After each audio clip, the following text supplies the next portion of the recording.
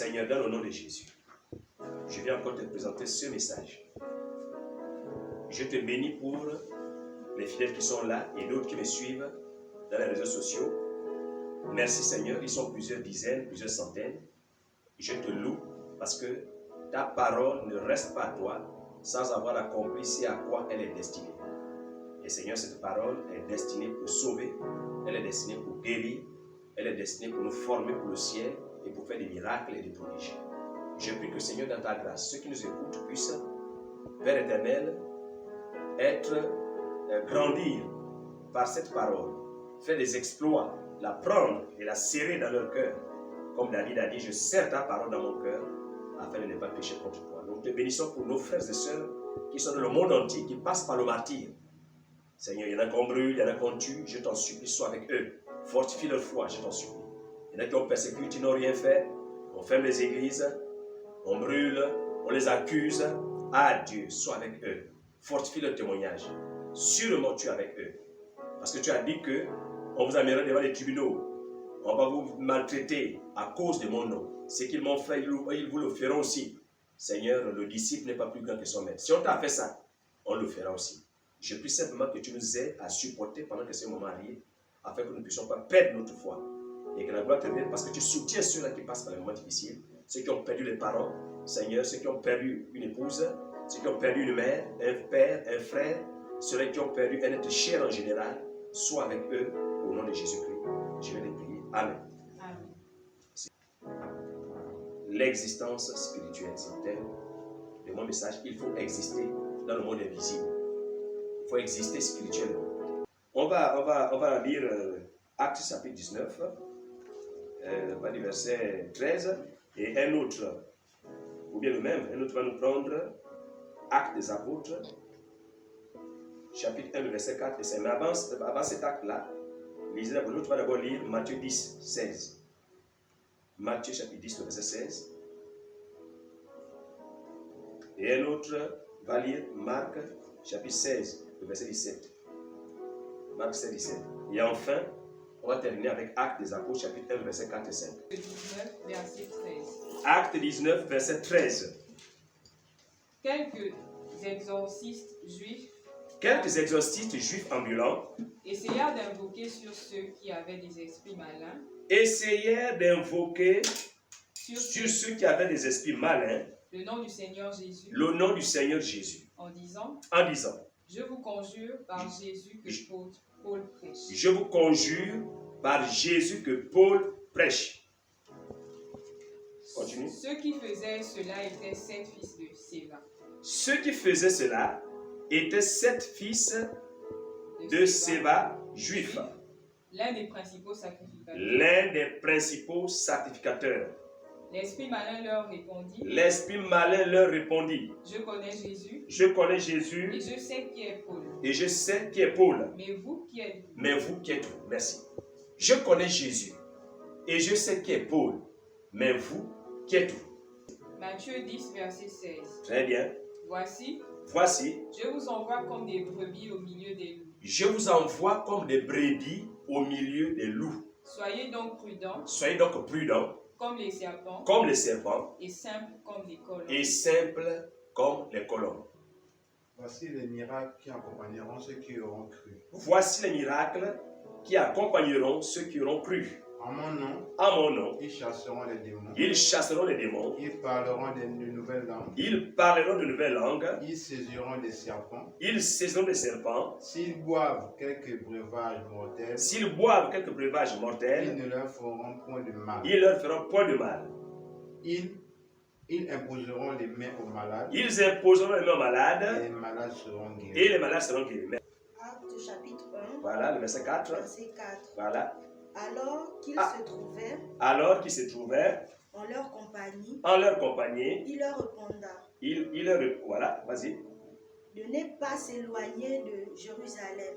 Il leur recommanda de ne pas s'éloigner de Jérusalem, mais d'attendre ce que le Père avait promis. Ce que je vous ai annoncé, leur dit-il, car Jean a baptisé d'eau, mais vous, Dans peu de temps, dans peu de jours, vous serez baptisés du Saint-Esprit. Continue. Alors que les apôtres étaient réunis, ils leur demandèrent, Seigneur, est-ce à ce moment-là que tu rétabliras le royaume pour Israël? Voilà. Il leur répondit, ce n'est pas à vous de connaître les temps ou les moments que le Père a fixé de sa propre autorité. Le dernier verset. Mais vous recevrez une puissance, le Saint-Esprit. Lorsque le Saint-Esprit viendra sur vous. Ça dépend des traductions, oui. Et vous serez mes témoins. Dans la Judée. Dans la Judée, dans la Samarie et jusqu'aux extrémités de la terre. Acte 19, verset 13. Oui. Quelques exorcistes juifs ambulants essayaient d'invoquer sur ceux qui avaient des esprits malins, le nom du Seigneur Jésus. En disant, je vous conjure par Jésus que Paul prêche. Ceux qui faisaient cela étaient 7 fils de Séva, juifs, l'un des principaux sacrificateurs. Allez-y, terminez. L'esprit malin leur répondit, je connais Jésus et je sais qui est Paul. Mais vous qui êtes On peut s'asseoir. Asseyez-vous. L'esprit malin répondit, je connais Jésus et je sais qui est Paul, mais vous, qui êtes-vous? Je sais que votre père, c'est un certain Sceva, l'un des principaux sacrificateurs. Il est là-bas dans ses longues robes, dans ses toges. Il a tout son arsenal.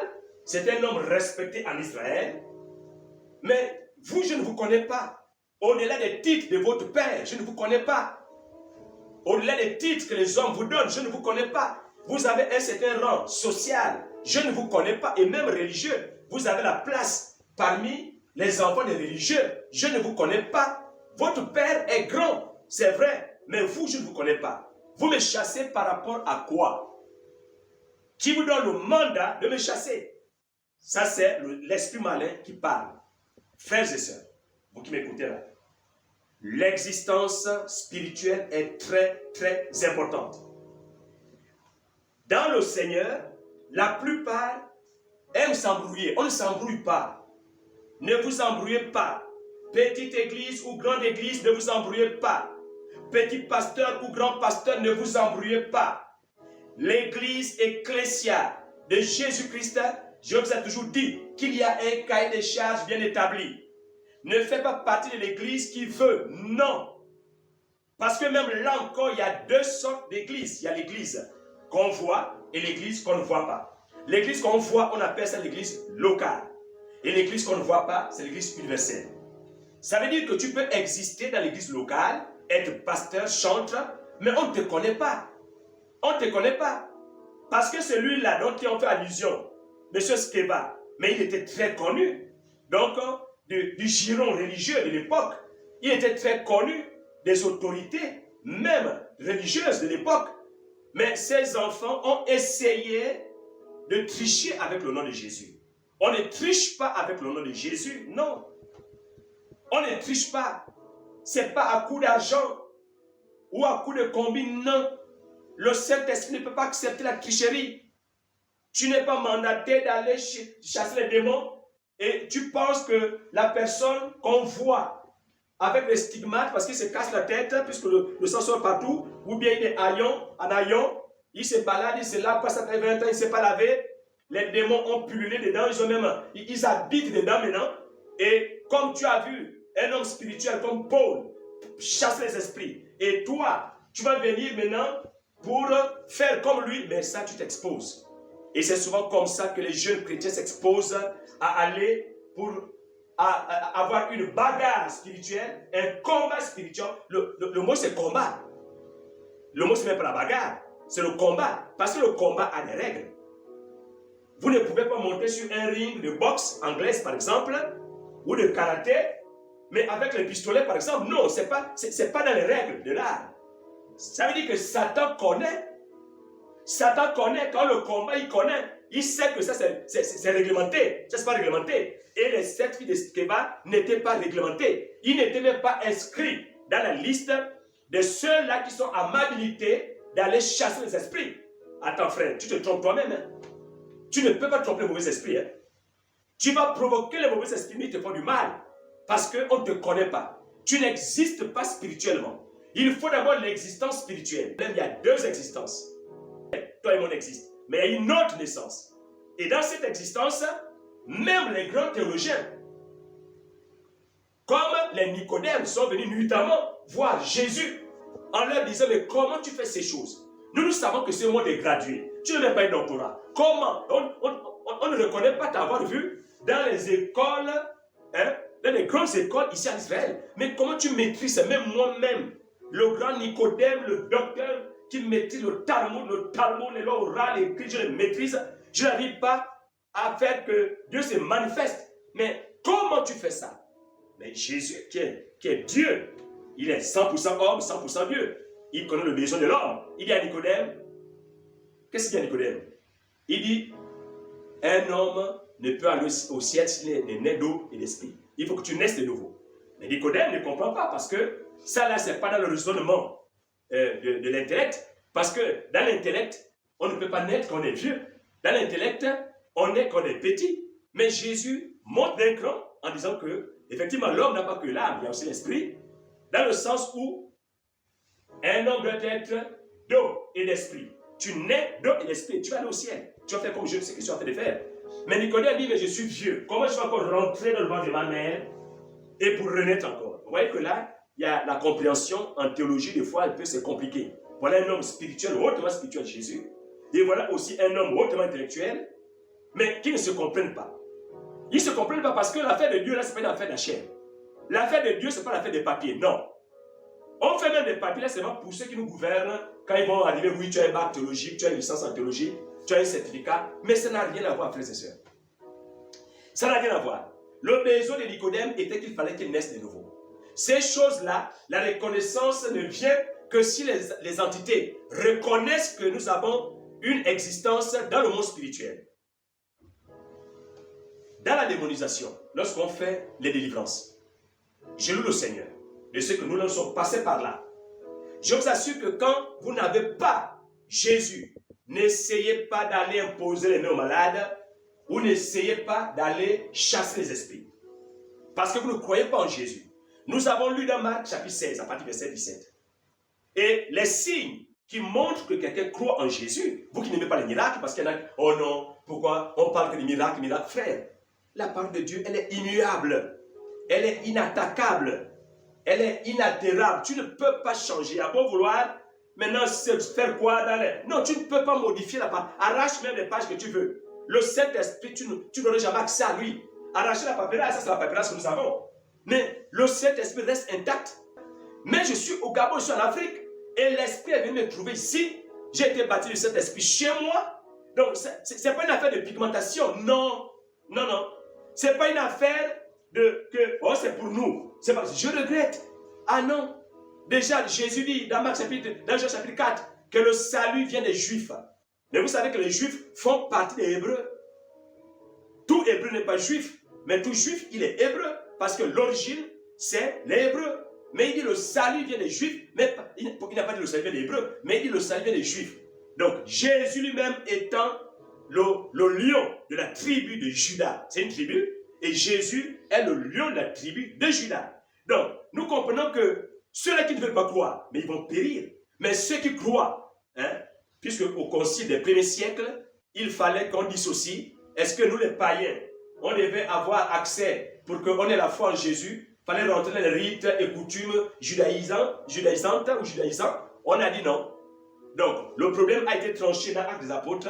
Nous, c'est par la foi en Jésus que nous croyons, que nous sommes sauvés. Crois au Seigneur Jésus, tu seras sauvé, toi et ta famille. Enfin, dit que le salut, on ne l'obtient pas par les travaux. Le salut, on ne l'obtient pas par les propres rites que nous faisons. Le salut, on ne l'obtient pas parce que je suis de telle appartenance et c'est issu. Le salut, pour nous les païens, c'est la foi. Crois en Jésus, confesse de ta bouche et tu es sauvé. Tu es né d'eau et d'esprit et tu es sauvé. Oh, ne mange pas les viandes sacrifiées. Nous, on ne connaît pas ça. Nous, la foi en Christ, nous sommes sauvés. C'est par grâce. Voilà pourquoi l'apôtre Paul, qui est l'apôtre des païens, il nous dit, il nous encourage de travailler avec tremblement c'est salut. On travaille avec tremblement c'est salut parce que c'est par la grâce. C'est par la grâce. Je ne mérite pas d'être sauvé, on me sauve. Même vous-même. Moi, je mérite la potence, je mérite la guillotine, je mérite même la croix. Mais on me sauve et ce monde existe. Mais rappelez-vous à la croix. Jésus est au milieu, est à gauche et l'autre à droite. Rappelez-vous. L'autre se moque de Jésus, l'autre qui est condamné. Il dit, mais toi qui as sauvé les autres aussi, sauve-nous. Mais l'autre qui est à droite, là, il dit, mais comment? Bon, droite ou gauche, en tout cas, vous comprenez ce que je veux dire. Mais il dit, mais toi et moi, on a volé, nous sommes des brigands, on nous tue, c'est normal. Mais lui, là, il n'a rien fait, vous aussi.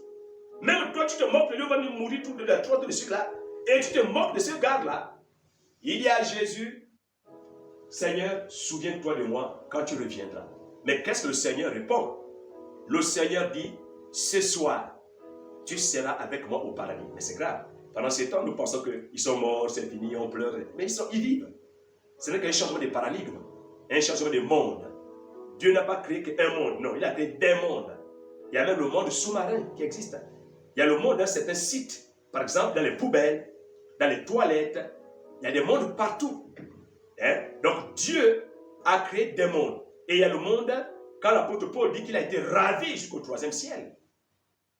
Il a été ravi. Il est parti jusqu'au 3e ciel, qu'on appelle le paradis. Il y a le Sheol, ainsi de suite, bon, pour ceux qui ont fait un peu d'hébreu.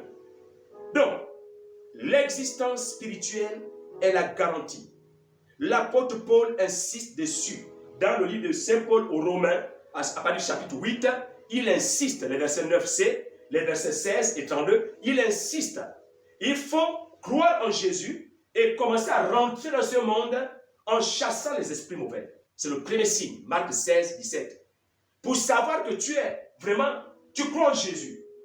Dis-moi le nombre de démons que tu as chassés. Est-ce que tu as même déjà chassé un seul démon? Le monde, là, il y a des démons. Comment vous comprenez qu'un matin, quelqu'un, parce qu'il est puissant, il se réveille, il veut tuer tout le monde? Mais ça, c'est les esprits, ça. Il faut les chasser. Il faut les chasser. Comment vous comprenez qu'un homme, il a la femme et les enfants, lui, les vérités, c'est maintenant pour sortir la puissance de sa femme, ou les vérités, c'est pour sortir maintenant ses fidèles. Ça, c'est les esprits, même dans l'église. Les esprits, il faut les chasser. Et on n'a pas dit que c'est le pasteur qui les chasse. Non. On dit ceux qui ont cru. Quel que soit ton âge, quelle que soit ton appartenance religieuse, quelle que soit ta taille, ta grosseur, ton niveau intellectuel, ton niveau professionnel, ton niveau académique, ainsi de suite. Quand tu crois, premier signe, chasse les démons. C'est le premier signe. Jésus, quand il donne les recommandations dans Matthieu chapitre 10 à ses disciples, il dit comment? On annonce l'évangile, mais il faut délivrer ces gens de la main de Satan. Il faut délivrer ces gens de la main de mauvaises philosophies. Il faut délivrer ces gens de la main de mauvaises croyances. Mais pour ce faire, ça se fait spirituellement parlant. Ça ne se fait pas comme ça avec la parole. D'où certains pasteurs envoient les fidèles à la potence, à la mort. Parce que quand vous allez partir là-bas, vous n'êtes pas préparés. Vous ne savez même pas qu'il faut exister spirituellement. Les gardes vont vous avoir. Et oui, voilà pourquoi même certaines sœurs, quand elles vont en évangélisation, elles tombent sur le charme des gens qui ont les démons d'adultère, et elles tombent là-bas en grossesse. Un païen qui te fait tomber, maintenant tu reviens, maintenant tu as la grossesse, alors que tu es censé le ramener dans le droit chemin. C'est toi qui vas dans son chemin. Voilà pourquoi il y a certaines personnes, quand elles vont essayer de chasser certaines entités, mais d'autres sont même mortes. Ah oui, d'autres ont reçu de mauvaises charges. On ne joue pas avec le combat spirituel. On ne blague pas, on ne s'amuse pas avec les choses spirituelles. Ne suivons pas l'exemple des fils de Séba. Parce que les fils de Séba pensaient que c'était un jeu. Sors au nom de Jésus. J'ai dit Paul faire ça, sort. On ne s'amuse pas avec ça. Et les démons les avaient roués de coups, ils les avaient frappés sérieusement. On ne joue pas avec ça. Surtout dans nos pays africains, nous avons tellement de ténèbres. Et je ne connais pas les autres, moi je ne connais pas de ma terre, que je connais le mieux. On a tellement de croyances. Et ces croyances qui font en sorte que dans certaines familles, il n'y a même pas un qui a un certain niveau intellectuel, même pas le bac. Mais pourquoi? Parce que tout le monde, les 10 personnes, les 15, 20, 30 personnes qui sont là, ne comprennent rien. et le père, et la mère, et les enfants, les petits-fils, tout le monde, en fait, ils n'arrivent pas à voir la lumière et la gloire du Seigneur. Dieu bénit. C'est Dieu qui remplit de bénédictions. Et nous sommes en droit de demander que Dieu nous bénisse. La terre, là, Dieu l'a faite, c'est pour nous les hommes. Mais nous avons gaspillé. Les belles choses, c'est pour nous les hommes. Les fruits, les légumes, le poisson, ainsi de suite. Dieu a dit à l'homme d'en prendre soin, c'est pour nous. Il dit, tu vas manger l'arbre, hein, les fruits de l'arbre. Hein. Donc, tu vas manger donc, les légumes, tu vas manger tout ce que tu entretiens, donc tu manges ça. Hein, quand tu donnes les recommandations, et avec la sémence, c'est que la sémence, c'est-à-dire que quand il y a la sémence, tu finis de manger, alors tu le plantes. Alors quand tu le plantes là, ça pousse, il faut nettoyer. Tu finis de manger, et ainsi de suite, pour que ça s'entretienne. Nous ne sommes pas des paresseux. Le chrétien qui comprend la spiritualité n'est pas paresseux. Il faut travailler, il faut s'aimer. C'est ça la responsabilité première que Dieu a donnée à Adam et Ève. Je connais Jésus, je sais qui est Paul. Mais toi, qui es-tu? Qui es-tu? Tu es dans la délivrance. Tu veux aller sauver les gens. Toi, tu es qui? Vous savez que dans le monde spirituel, nous les chrétiens, comme je disais, un cas de charge, on n'existe pas par hasard. Pour exister, nous avons parlé dans mon préambule donc de la nouvelle naissance. Quand vous naissez de nouveau, on ne reste pas bébé. Mais il y en a qui restent bébés pour toujours dans le Seigneur. 1 Corinthiens chapitre 3, le verset 1 au verset 8, nous témoignent de cela. Ça veut dire quoi? Vous allez voir des papas comme nous qui sont de 20 à 30 ans dans le Seigneur, les petites invectives, les petits crashs, oh, regarde comme il a habillé. Oh, mais regarde, il ne prêche pas bien. Oh, mais toi, c'est qui t'a baptisé? Hein? Toi, c'est un autre, mais moi, c'est Paul qui m'a baptisé. Hein? Laissez ça tranquille. Ça n'a rien à voir dans le monde spirituel. Qu'on mange sans s'être lavé les mains, ou en se lavant les mains, c'est pas ça qui suit l'homme. Jésus l'a dit. Mais vous tous les petites choses religieuses là, oh, il n'a pas lavé les mains. Mais Jésus a dit que mes fidèles mangent, mes disciples mangent, sans s'être lavé les mains. Ce n'est pas ça qui suit l'homme. Ce qui suit l'homme, ce n'est pas ce qui rentre. Ce qui suit l'homme, c'est ce qui sort là-bas. Hein? Donc l'ironie que vous avez là, ce qui suit l'homme, c'est l'orgueil que tu viens de faire là. Tu penses que tu es plus spirituel que nous parce qu'on ne sait pas laver les mains. C'est ça qui suit l'homme. C'est l'hypocrisie, c'est les adultères, c'est l'envie, l'ivrognerie, être rageux. Voilà ce qui suit l'homme. Quelqu'un peut être en tricot, il peut être en culotte et être plus spirituel que celui qui est dans le gros toge. Hein, je n'ai pas d'aller loin pour ne pas vexer les gens. Mais la spiritualité ne se juge pas par ce qu'on voit. Non. Non, non, non, non. La spiritualité est tellement complexe. Là, nous sommes là. Moi, j'agis en tant qu'apôtre. Mais un prophète agirait d'une autre manière. Oh, mais pourquoi il est parti prendre une femme, une prostituée? Mes frères, il est prophète. Tous ces actes ont une signification pour les vrais prophètes. Et un vrai prophète, même s'il va épouser une prostituée, même s'il va là-bas comme on a vu avec Samson, lui un enfant saint. Mais voilà, un enfant saint, lui il est amoureux que des prostituées. Frère, mais cependant, le salut d'Israël est arrivé par ces Samsons-là qui suivaient les prostituées. Donc, je vais parler de l'existence spirituelle. Nous nous attendons trop aux choses matérielles. On voit, oh la vue là. Oh, vous voyez ton frère, c'est pas là-bas. Tu ne sais pas la relation que le monsieur a avec Dieu, tu ne connais pas. Tu vois ce qu'il fait, c'est vrai, mais tu ne sais pas. Vous savez que les personnes qu'on peut donner la communion sans confession sont tranquilles. Un mauvais sournois. Un sournois qui est un vrai sorcier, il est tranquille là. Non, quand il voit les gens, il ne boit pas devant les gens. Un vrai cuveur qui est là, mais il se cache devant les gens. Arrivé quelque part, il cuve comme il veut. Mais attends, entre les hommes qui me voient et Dieu qui me voit en secret. Moi, je préfère avoir peur de Dieu qui me voit en secret. Lui là, ah, mais j'ai peur. Quand il me bastonne, mais je me mets à genoux rapidement, Seigneur, pardonne-moi, parce que lui là, on ne le trompe pas. Je connais Jésus, je sais qui est Paul, mais toi, qui es-tu? On ne s'amuse pas avec les choses spirituelles. Nos familles sont bondées des gens qui ont des mauvais esprits comme ça. Nous devons être des hommes et des femmes aguerris spirituellement. Quand on est bébé, il faut grandir. L'apôtre Paul dit, mais avec le temps, vous êtes encore au lait non freinaté. Vous êtes encore des enfants dans le Seigneur. Mais je croyais qu'avec le temps, vous devez être des maîtres. Avec le temps, on devient un maître. Hein? C'est-à-dire qu'on maîtrise. Tout disciple accompli sera comme son maître. Donc, il faut être accompli quelque part. Mais tout le temps, bébé, bébé, bébé, bébé. Je disais à quelqu'un qui est venu me voir, j'ai dit non, je t'ai baptisé, c'est vrai. Je t'ai élevé dans le Seigneur, tu es encore jeune, mais il est temps que tu sois dans le mystère. Et pas forcément me suivre, non. par rapport à la tendance que Dieu te donne, je te couvre, tu peux faire ton ministère. En tant que ton père dans la foi, je te libère, tu fais ton ministère. Parce que les enfants ne sont pas là pour qu'ils soient toujours enfants, toujours à quatre pattes, papa. Non. Il faut que ces enfants qui soient des maîtres comme nous, mais qu'ils aillent affronter, qu'ils aillent prêcher l'évangile, qu'ils aillent guérir les gens, qu'ils aillent délivrer les gens. Vous êtes tout le temps les quatre murs. Chaque dimanche toujours là. Ça fait 20 ans, 30 ans, 40 ans toujours là. Non. L'existence spirituelle. Quand vous l'avez, aucun démon ne peut s'amuser avec vous. Je chute avec au moins 2 témoignages. Premier témoignage. Il y avait quelqu'un qui faisait la délivrance. Quand il faisait la délivrance, et c'était sur sa femme. Je parle de l'existence spirituelle. Frères et sœurs, quand vous venez à l'église, ne vous embrouillez pas. Cherchez d'abord à exister, à être né de nouveau. 1. Cherchez à avoir l'équipement. Nous avons lu dans Actes chapitre 1, verset 4 et 5.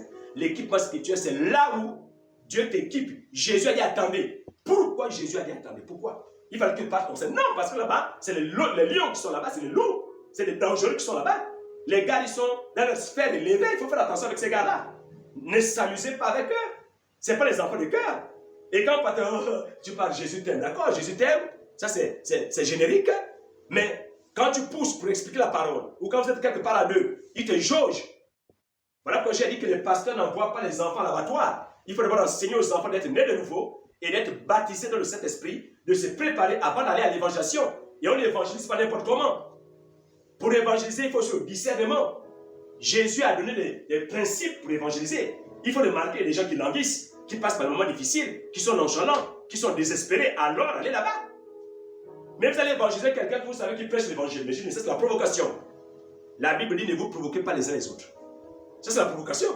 Parce que le gars te dit qu'il croit en Jésus. Quel évangile tu l'apportes? Il croit en Jésus. Mais il y a des gens qui languissent, qui ont besoin de l'évangile. Il y a des gens qui souffrent. Il y a des gens qui sont malades. Alors, là, même malade, là, il y en a qui sont chrétiens. Tu pries pour le frère, la soeur. Il m'a dit merci frère, moi je suis chrétien, mais je suis malade. Tu m'as trouvé à l'hôpital. Comme tout à l'heure, là, une diaconesse vient de me dire le matin, là, qu'elle est à l'hôpital. Elle assiste au deuxième culte. Ça m'a fait du bien. J'ai dit bravo, diaconesse, un dimanche comme ça. Tu as déjà visité.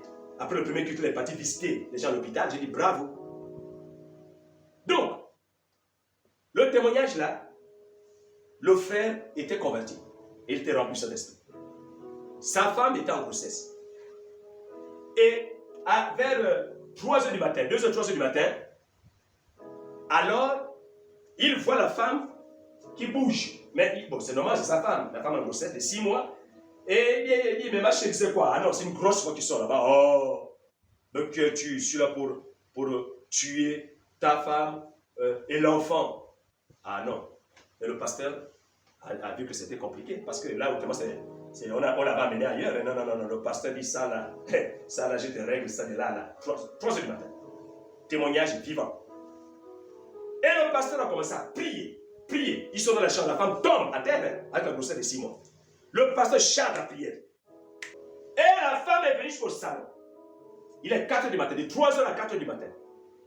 Le pasteur a chargé la prière. Chargé. De 4h, il est maintenant 5h du matin. 2 heures de prière. Or, normalement, quand nous enseignons les gens en théologie, il y a un nombre d'heures fixées pour que la personne ne se fatigue pas. De ce quoi, la grossesse. Donc, le pasteur commençait déjà à s'inquiéter. Il dit, mais si ça fait 4 h 5 h, c'est pas bon parce que l'autre se fatigue aussi. Les démons fatiguent l'autre. Bon, le pasteur voulait maintenant arrêter pour lier les démons, les envoyer en bas et remonter la conscience de la sœur, de sa femme.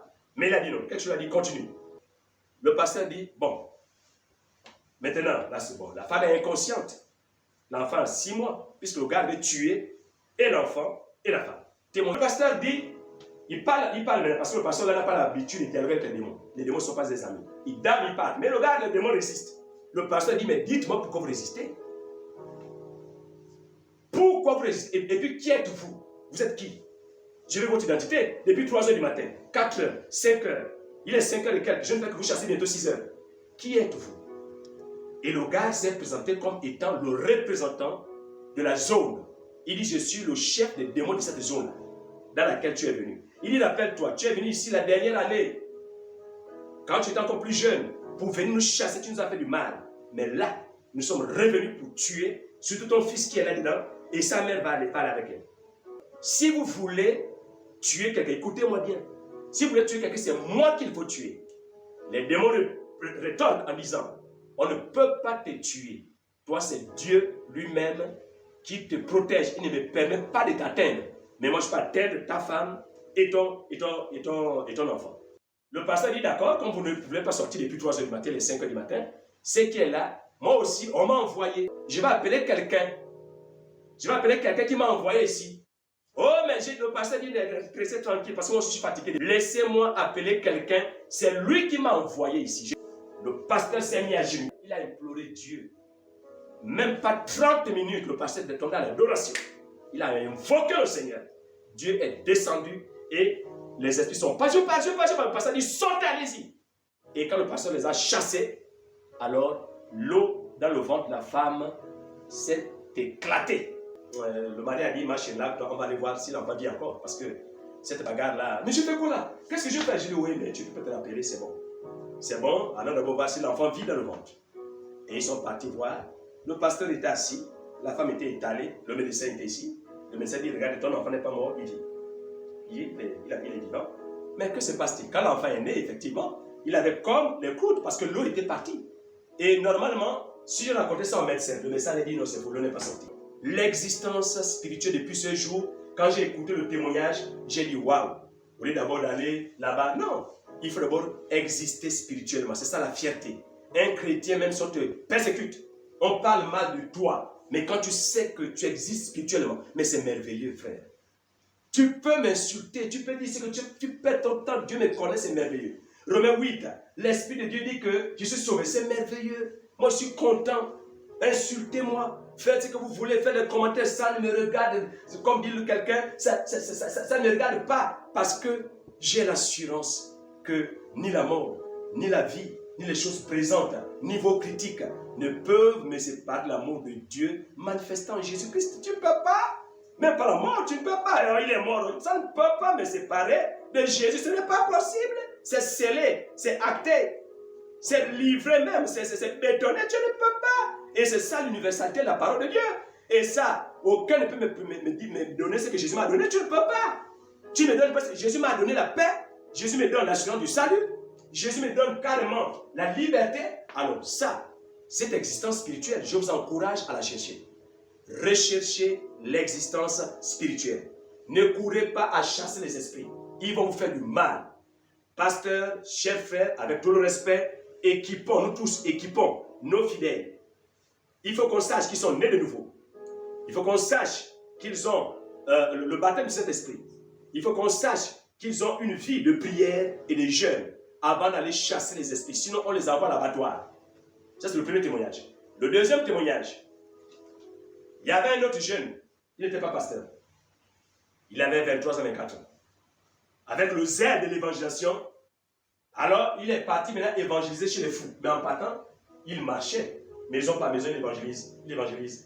Donc, avant d'arriver au cabanon là-bas, là où il y a les fous, il y a un petit qui était avec sa mère dans une maison non loin du cabanon comme ça. Donc, il dit, bon, avant d'aller là-bas chez les fous, ça me bagarre aujourd'hui.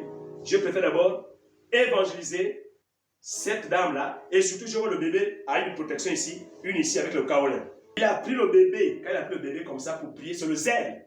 Quand il a pris le bébé pour prier pour l'enfant, alors, il ne sait même pas comment il a fait pour se retrouver dans son église, puisque le bébé était envoûté. Alors, après remis l'enfant entre les mains de maman, de sa mère, il a dit aux autres, là, je ne me sens plus bien. Oh, mais on est venu, on n'est même pas encore arrivé, bientôt, viens, là, je ne me sens plus bien. Et le jeune homme était reparti à l'église. Il y a un ancien d'église qui dit encore aujourd'hui, qui dit, oh, jeune homme, venez d'abord, il vient. Mais comment tu te sens? Je ne me sens pas bien. Tu viens d'où c'est? D'évangéliser. Ah, non, viens. Je te vois là, c'est pas bon, assieds-toi ici. Il a personne le jeune. Le jeune dit, mais ancien, vous dites pourquoi? Il dit, mais parce que vous avez reçu les décharges. Dites-moi, comment avez-vous fait pour aller évangéliser? Est-ce que vous êtes préparé? L'enfant lui dit, mais on se prépare comment? Il dit, oh là là, on ne va pas évangéliser comme ça, tout bout de champ. Chez les gens qui ont les démons, tu parles comme ça seulement parce que tu dis Jésus t'aime. Et tu prends les enfants des gens, tu les embrasses. Il dit, là tu es démonisé, maintenant il faut qu'on te chasse les démons. Et l'ancien là a chassé les esprits. Sors au nom de Jésus. Les esprits sont sortis et le jeune homme s'est senti bien. Et c'est depuis là que l'affaire de délivrance, le jeune a compris qu'on ne joue pas avec les entités spirituelles. il faut se préparer. Parce que les gars là, souvent ils possèdent les gens, mais vous ne les voyez pas. Vous voyez les gens qu'ils possèdent, ils sont nus, ils enlèvent les habits, d'autres ils raillent, d'autres se suicident, mais vous ne les voyez pas. Tout comme nous, on nous voit. Mais il ne faut pas qu'on ignore qu'on a une identité invisible aussi. Parce que eux là-bas, les esprits, vous ne les voyez pas. Vous voyez seulement la manifestation. Mais nous, il faut que les gens aussi sachent qu'on prêche Jésus, mais on a aussi un arrière-plan. C'est-à-dire qu'on a une spiritualité. Quand ils arrivent spirituellement, ils se confrontent à cette spiritualité. Que Dieu vous bénisse, existez avant de paraître. Il faut exister d'abord dans le monde spirituel avant de paraître dans le ministère. Que Dieu vous bénisse, je vais prier. Nous te bénissons, Seigneur, pour ta présence parce que ce message s'adresse à quelqu'un. L'existence spirituelle, elle est primordiale. Permets que dans ta grâce, celui qui écoute cette parole, la mette en pratique, accorde ce que ta parole ne retourne pas à toi, sans avoir accompli à quoi elle est destinée. Cette parole est destinée pour équiper les fidèles, équiper les hommes, les croyants en Jésus-Christ. Permets que dans ta grâce, nous soyons, Père éternel, bénis dans le sens d'exister d'abord spirituellement, la nouvelle naissance, de nous équiper spirituellement avant d'aller au combat spirituel. Que la gloire te revienne parce que tu nous as bénis ce matin au nom de Jésus-Christ. Amen.